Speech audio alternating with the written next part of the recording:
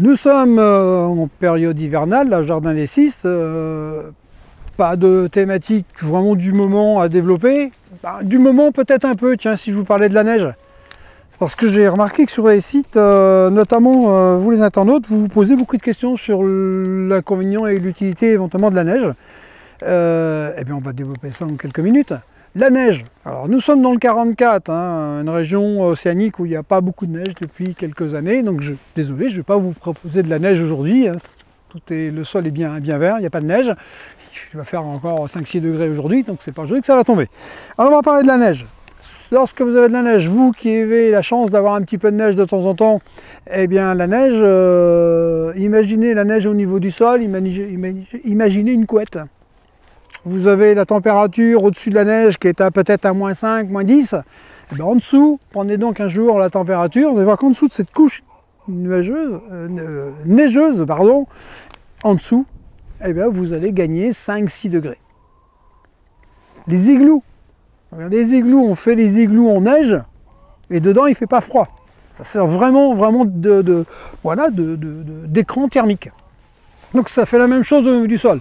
L'avantage d'avoir cet écran avec la neige, les plantes qui perdent leurs feuilles éventuellement à l'automne, des plantes vivaces, des plantes, des arbustes, et au niveau du sol, s'il n'y a pas cette couverture neigeuse, on peut avoir des brûlures de racines, voire tuer la plante, certaines plantes vivaces qui ne vont pas supporter un -6, -7, -10, alors que s'il y a cet écran de neige, on va les protéger. Donc ça, c'est l'avantage déjà de la neige. Hormis le fait que ça va fondre aussi tout doucement. Et si ça fond doucement, cette neige, ça fond doucement et c'est de l'eau qui ne va pas ruisseler, c'est de l'eau qui ne va pas être perdue directement, qui ne va pas aller perdue, entre guillemets, qui ne va pas partir tout de suite dans le ruisseau et à la rivière. Ça va rester sur le terrain, ça va nourrir votre sol, nourrir le sol. Oui, parce qu'on lui donne à boire et on va le nourrir. Parce que la neige, quand elle tombe, en tombant de là-haut, elle se charge également en azote. L'azote de l'air qui va se fixer sur ces cristaux de neige qui tombent au sol, et la neige va apporter un peu d'azote au sol. Donc voilà, on lui donne à boire au sol et on lui donne à manger en même temps que l'azote. Qu'est-ce que vous posez également comme question? Oui, des fois, ça peut, oui. Quels sont les inconvénients de cette neige? Des brûlures. Alors des brûlures, les premières brûlures qu'on peut faire sur des végétaux, ce sont des végétaux à feuilles persistantes. La neige qui va rester longtemps dessus.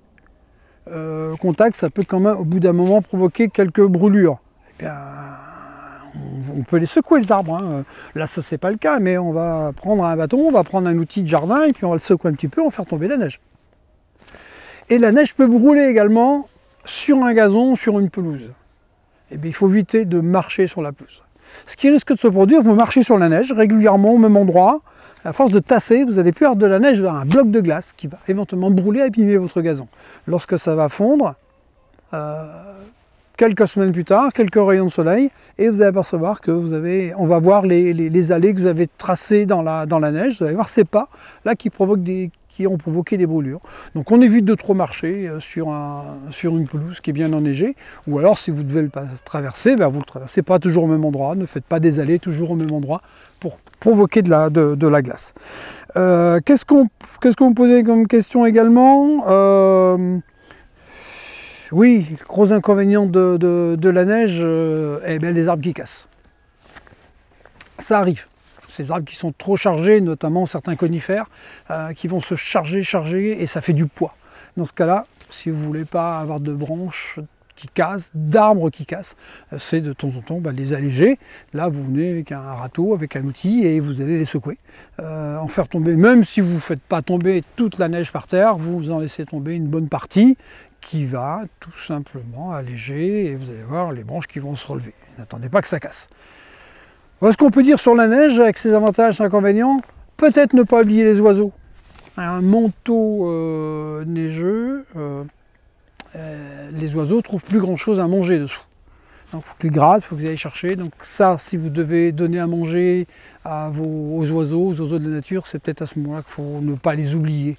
Voir quand il y a de la neige, ils ont effectivement, là ils ont à à boire parce qu'ils vont se servir de neige, mais lorsque c'est vraiment verglacé, pensez aussi à apporter de l'eau. Et pratiquement quotidiennement, puisqu'elle va geler rapidement, rapporter de l'eau à température ambiante de votre pièce à à 10 ou 15 degrés, comme ça elle ne va pas geler aussitôt, les oiseaux ont besoin de boire aussi pendant l'hiver et se nourrir. Donc voilà ce qu'on peut dire autour de la neige, à vos skis, à vos raquettes.